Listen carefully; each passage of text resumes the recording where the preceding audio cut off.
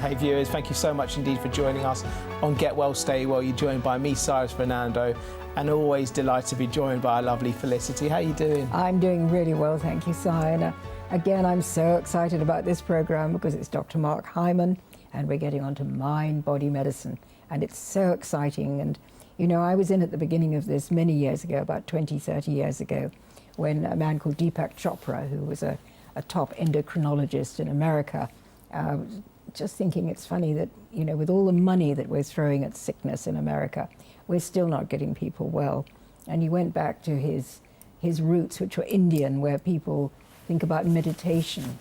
Yeah. And of course, we're thinking of Christian meditation because we're Revelation Christian TV. And I'm a Christian and I meditate just as Jesus said on the Word of God, and how that heals the mind, heals the stress in one's life.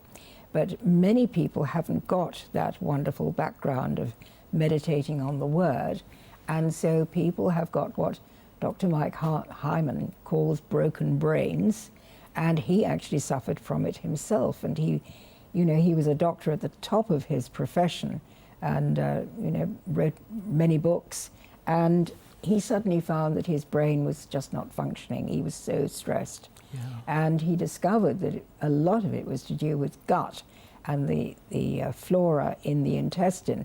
It was from the food that had actually affected the brain as well, which it does. Right. But most people don't know about that, and they think that's completely different. So people are feeling a little bit, you know, brain foggy or depressed or anxious. They're put on medication. Yeah. And okay, again, you know, Dr. Mark Hyman says how we can overcome all these things naturally. So really exciting program. Wonderful, Felicity. I mean, Dr. Mark Hyman's son will feature quite often on Revelation TV, on Get Well, Stay Well, because he has so much information to provide us. And when we look at doctors, we don't imagine them to become ill because they're obviously so well educated themselves. But when you have a doctor who has experienced certain medical situations in their own lives, just like yourself, it just gives them more passion to get the word out there, doesn't it, and help others? Well, he's started something called functional medicine, because he says that doctors are taught to specialize in various things. So you go to, you know, a doctor for your diabetes, or you go to a doctor for your heart disease, a doctor for your cancer, whatever. But they don't really talk to each other about the patient. And so often it's something in the patient's gut or stress that the patient's been through that has caused these different diseases. And you have to look at the cause to actually get rid of it, because you can, you know, you can put band-aids of drugs over different symptoms. You know, there's this thing of name it and blame it. You blame the disease, then the patients claim it. And then the next thing is they're caught in this trap of medication. But very often it's taking time. You know, I'm a health educator. I take time with people. We do the phone consultations. People need to come out and tell me, you know, I say, why do you think you've got this? Now, most people have got a very good idea why they have, actually. But the doctor never gets into that. You know, it's blood tests and it's scans and it's all getting high tech. But in fact, I think it is the mind-body medicine that's going to be the great cure for our awful epidemic of disease. Because when we think about health, we obviously think about the foods we're consuming, avoiding sugars, for example, making sure we drink enough water, have enough sleep. But we sometimes don't think about the psychological effects, stress, pressure, dealing with everyday lives. Obviously, we have financial situations or family situations or health situations added onto that. But how do we cope psychologically with all these problems? Well, it's a matter of taking time, again, educating yourself and really taking charge. You know, it's a question of people taking responsibility for their health and spending some time to research these things, which we can do so easily now on the internet, and trusting doctors like Dr. Mark Hyman, who's been through it himself, And, you know, again, he brings in people like Ty Bollinger. It's always the same people who are coming out with the truth now. Yeah, you're saying trust the doctors. What is the best way for us to communicate with our doctor? We say it's so important to find the right doctor. What are the right questions we need to be asking to know whether they're on the same wavelength of understanding as we are? Well, it's finding the right one. You know, there are very few people going into general practice now because it is just so exhausting. Yeah. And so many GPs drop dead in their 50s, literally from stress. Wow. They really are. And so, you know, these are wonderful guys and women who've gone in to try and cure people and, you know, with a real love and altruistic means to help people, because you don't make an awful lot of money in general practice. You know, you work really hard. You come out of medical school with a huge debt for a start. You work literally 24 hours a day sometimes. Yes. And did you notice that now on the internet, you know, they have internet doctors where you can actually see someone, or you That's it, through the smartphone, through your mobile phone. That's right, because the ordinary GPs are literally swamped. Wow. Okay. Well, let's have a look at our first item, and this is Mark Hyman, and he's talking about the broken brain and talking about how psychologically how our minds work as well. Let's have a look. To learn how to fix your brain, you're going to have to accept a radically new way of thinking about health, one that most doctors today still struggle to understand. It's the idea that everything is connected. This means everything we do, everything we eat and think, how we sleep and live can actually change our brain at any given moment. Your entire body, including all of the core systems within it, interact as a single, sophisticated symphony. You are one whole person, and all the pieces of your biology and your unique genetic code interact with your environment to determine how sick or well you are in this moment. This means your body and mind are connected as well. The body and the mind are a single, dynamic, bi-directional system. What you do to one has enormous impact on the other. What you do to your body, you do to your brain. That means it is possible to heal your body and thereby heal your brain. We know that your thoughts, beliefs, your attitudes, traumas, life experiences directly influence your biology. We know that stress and other psychological factors can have a major impact on your health. We now understand that 95% of all illness is either caused by or worsened by stress. What you think can influence how sick or well you are. The mind influences the body. This is known as mind-body medicine. And sadly, most physicians do not apply this knowledge in their practices, even though they're aware of it. They understand that the connection is there, but rather than using the power of the mind to heal, most conventional practitioners feel that people with psychological influences on their health have psychosomatic illness, meaning that their physical symptoms are all in their head. The practice of somatopsychic medicine, or understanding how the body affects the mind, is hardly on the radar. The body directly and powerfully influences the brain, and that means that nutritional status, hormonal imbalances, food allergies, toxins, digestive and immune and metabolic imbalances all influence our mood, our behavior, our attention, and our attitude. You already know about this body-mind connection, even if you've never consciously considered it. Just take a moment to think about how your own body has affected your mind over your lifetime. Have you ever felt anxious, irritable, jittery, fearful, or even had a panic attack for no apparent reason, and then quickly reached for a can of soda or a chocolate chip muffin and then felt better right away? Why were you so anxious in the first place? Probably because your blood sugar was plummeting, and when the blood sugar plummets, your body is programmed to respond as though it's in a life-threatening situation. Have you ever felt stressed or anxious and then taken a long walk or ridden your bike a few miles only to feel calm and relaxed afterwards? Ever wonder why this happens? When you are feeling stressed, your body produces adrenaline and cortisol, the stress chemicals that make you feel anxious. When you exercise, you burn those stress chemicals off and your body returns to its normal state.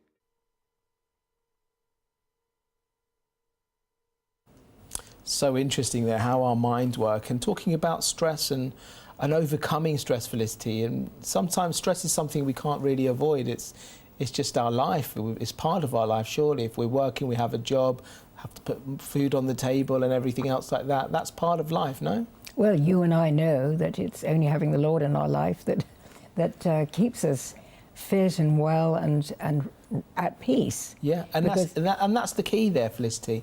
It's that it's peace. Yeah. You don't pray for or having less work to do or less stress or more stress or anything. You just simply, all I ever pray is peace. I can have a million things to do, but as long as God gives me that peace, I can accomplish it. We're not saying we need to slow down and take on less. Maybe if you want to take on less, fine, but that might not be the answer, because if we look at different people can deal with different amounts of things at the same time. One person can get stressed over one item, and that can stress them out. And yet someone else can cope with 20 things going on at the same time. But it's that peace that we need to be praying for at the end of the day, isn't it? Absolutely. And, you know, he's talking about really putting the whole symphony of the body together. So it's what we eat, what we breathe, what we think, what we wear. It's all these things together that our life is so polluted in the 21st century. So he's talking about basically bringing it back to the gut biome and actually putting the right foods into the body, because it is a fuel. It's a fuel that God intended us to use. So in Genesis 1:29 and 30, he tells us to be eating the vegetables, the seeds, the fruits, the nuts, and the green plant. And so that doesn't include the processed foods, the genetically modified foods that are unfortunately what most people are eating in the West. So we come back to God, we come back to peace, we start detoxing, and again, it's not only physical things that will get well, it's the mental side as well. Yeah. So praise God for these wonderful doctors who come out with the truth. So we're talking about, let's talk about detoxing. Stage 1 of detoxing. What's the first thing we do for detox? Well, the first thing is to drink more water, more pure water. That's absolutely vital. You know, there's a Dr. Batman Gelage. He's a wonderful Iranian doctor. Yeah. And people call him Dr. Batman because they don't know how to handle the rest, but it's Gelage as well. Wonderful man, and he was in the Evin prison, which is a horrible prison in Iran, political prisoners and being tortured. He was the only doctor in there, and he looked after about 3,000 of the other prisoners, because he was a prisoner as well. Wow. And they were all being beaten up and having a dreadful time. And all he had was water, basically, to give them, to get people to drink a lot of water. And he was saying that, we do need, that's our first need after air, we need water. Yeah. And people can really detox the body drinking lots of water. So it's not expensive, it's something that everybody can do. And then, of course, you want to start leaving out the baddies and putting in the goodies, as we know, as we talk about every week. So it's coming back to God's diet and eliminating the processed foods that are causing so much harm. We have such a huge epidemic of autoimmune disease, the MS, the Parkinson's, these, strange diseases that have really proliferated in the last 50, 60 years. And what about our hormones? How does our hormones affect our brains? Well, that's the endocrinology, and this is why Deepak Chopra was a top endocrinologist. So our hormones respond entirely to our lifestyle. If you've got a lot of plastics in your lifestyle, they're endocrine disruptors, and so your hormones will be thrown out of kilter. Right. And that's a huge problem. So we have that as well. So anything to do with plastics, even when the babies are playing with plastic toys, they're putting them in their mouths. We've all done this with little children. Those old wooden toys that children used to have, there was a good reason why we used to do that, because they actually don't have the problems that the plastic has. Well, we look at the children's toys today, they're all plastic, aren't they? Absolutely, they are. And it's an endocrine disruptor, so it's going to wreck our body physically in disease and also mentally. To say nothing of the electromagnetic radiation side. Yeah, exactly. Viewers watching us today, they may be watching Christian television for the very first time, perhaps, and we're talking about peace. Explain the beauty of having Jesus Christ in our life and what peace he can give us. Oh, well, that is the most amazing thing that people do come to, and I think very often people have to come to the end of themselves before they actually do find the peace of Jesus, because when we're struggling to do things on our own, we can never quite do it. But if you leave it, as they say, let go and let God, you know, with great humility, with great peace. To learn how to be quiet is quite something. To learn to be quiet is amazing. And a lot of people who are very stressed... My wife tells me that all the time, Felicity. You've Well, got to learn to be quiet. People who are stressed find it impossible to be quiet, even for 1 minute. It's absolute agony to them because they want to be coming out with all this stuff. But when you do learn how to meditate properly with Jesus in your life, you would be amazed. And the more tense you are, the more you're going to absolutely love this moment of quiet. Francesca's going to love that. I'm good. going to practice it. Yeah, she'll be delighted. Good. Well, you have to be in the right mood to do it, and God will make the right moment for you. Excellent. Yes. What about the types of foods that we're consuming? How does that affect our brains? For example, animal protein or animal foods, or not eating enough fruits and vegetable. How does that affect us psychologically? Well, if you're starting to eat dead animals, of course, you're going to get the adrenaline, you're going to get the fear, you're going to get all the problems that the animals had in their life, because they lead pretty awful lives if they've been on a factory farm, and at their death as well. So, yes, I mean, I can't bear to eat dead animal food now. You know, I was brought up with roast beef and Yorkshire pudding, things like that. But you know how I've learned. And if you want to have a peaceful feeling, you know, if you go to the Far East and you're with people who are living on rice and vegetables, they have great serenity. I think that's the word, serenity.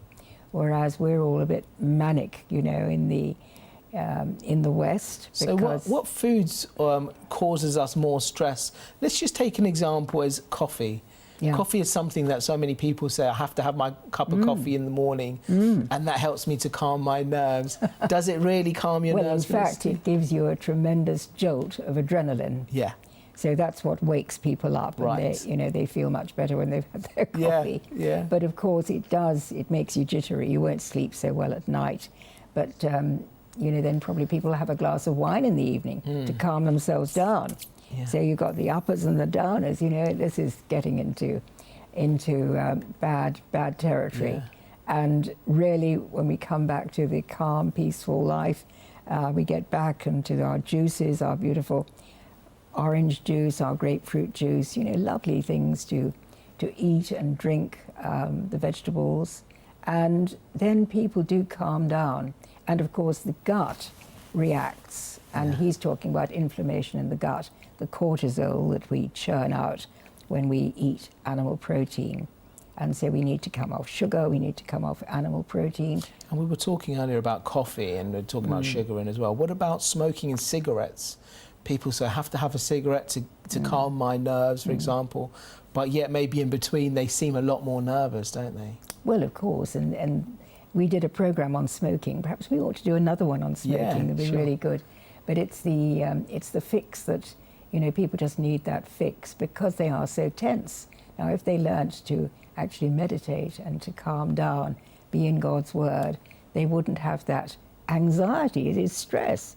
And when people tap the foot, you know, tap the foot, this is really the fight or flight syndrome. Yeah. You know, it's fear. It's fear at the end of the day. People are running from the tiger that they perceive behind them. It's an adrenaline rush, really, that they're going through. That's right. Yeah. And when you're having to answer emails, you know, I noticed in the middle of this program, someone comes in and tells you something with you need to act quickly with an email, you know.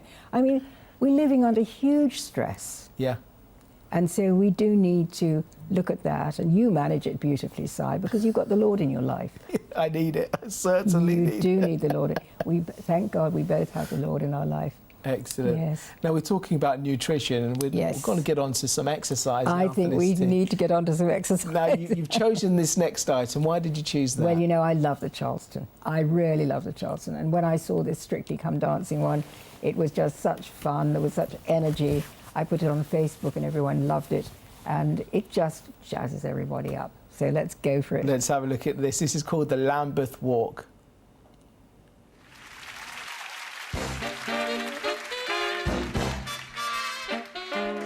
Anytime you're Lambeth Way, any evening, any day, you'll find us all doing the Lambeth Walk. Every little lamb of God, with a little lamb of God, you find a home, doing the lamb of God. Do as you don't well pleasing. Why don't you make your way there? Go there, stay there. Once you get down the way, every evening, every day, you'll find a soul doing the lamb of God. Oi!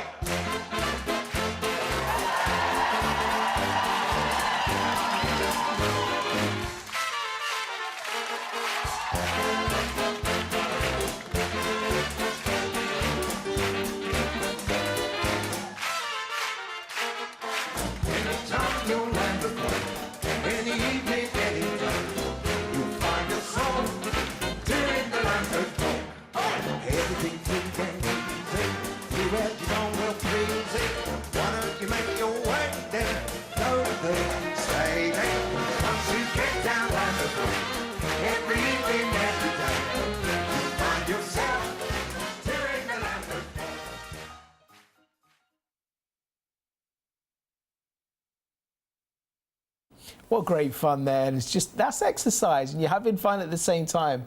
How important is that? Well, you know, I think it's enormous fun, and because I haven't got time at the moment to get out and do sport as I used to, Yeah. I do dance. I dance at home. I put something on like that and I just go for it. I think it's great fun.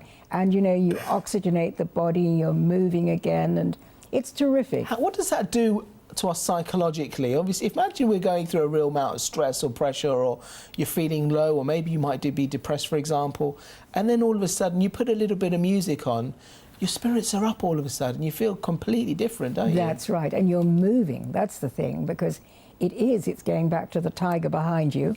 You need to move. Yeah. And one of these doctors was saying that he actually goes boxing. He goes and boxes in a ring. Right, wow. Because, in fact, having to concentrate on not having your head blown off really concentrates the mind. And whatever may have worried you... Forget all your problems. You're just avoiding being laid out. Yeah.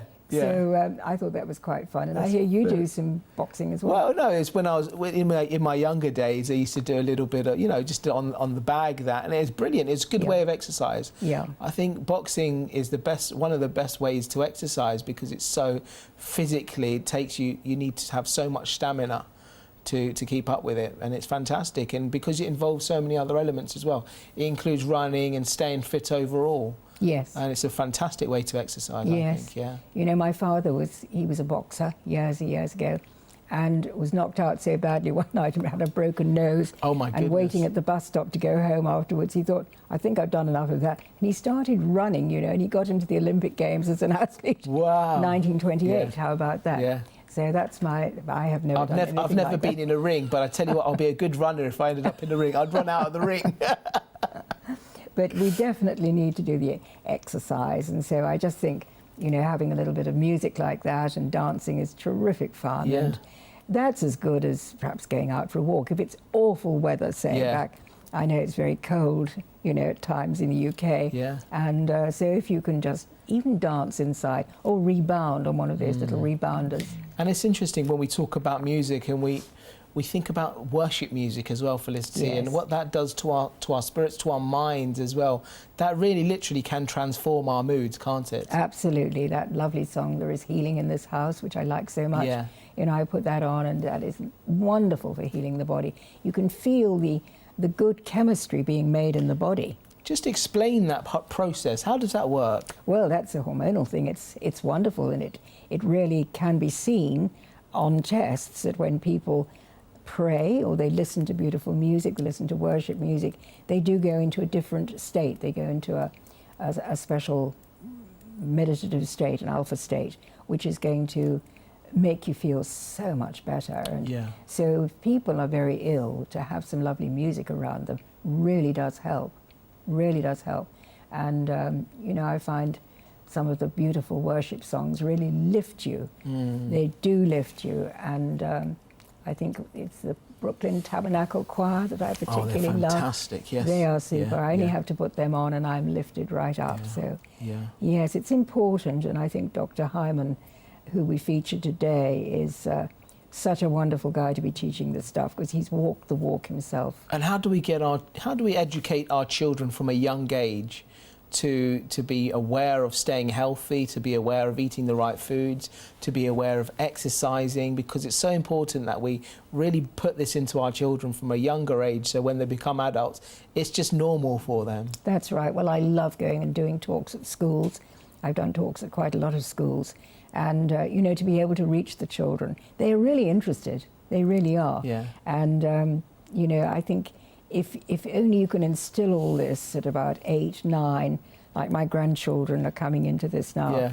And Tell us a little bit about your grandson in his book, Felicity. oh, bless his heart. He's such a darling. He's just 9. What's his name? His name's Alaric, which is an old English name, because Yeah. my daughter is a great historian and librarian. Yeah. So he's got a name called Alaric. I thought, poor chap, you know, in the future. How is he coping with that name, okay? He's pretty good. Good. He's pretty good. And he was so concerned with Giles' terrible accident this summer, Yeah. and, you know, having lost his aunt, who he never even saw, because she died of cancer when she was 20. And, you know, the children are very aware of this, obviously, in our family. So, you know, he said, I want to write a Get Well, Stay Well book for kids. Wow. And he did. He spent hours with me in the summer, which was great fun. And I was on the computer, and he was saying, we just put this in, and here's a picture of rebounding, and here's a picture of, you know, using the resistance bands. Wow. He's really thought it out, and he's a bright little guy. So, bless his heart, his book is on my website. Get Well, Stay Well for Kids. That's fantastic. That is Yes. brilliant. And we need more children out there to be keen, because at the end of the day, they don't want to be looking at us old people. The kids want to be looking at their own people their own age to relate to them, and it's brilliant. That's right, and you know, they've been juicing since they were little as well. So we've got pictures of him juicing, and his sister with the carrot, you know, the carrot moustache, the carrot juice, and it's great fun. And you know, I'm so thrilled. I think God really helps you to have. When you have grandchildren, you have another chance to educate them in all the things that I didn't know when I had my own children. Yeah. Because I had to learn all this myself later on.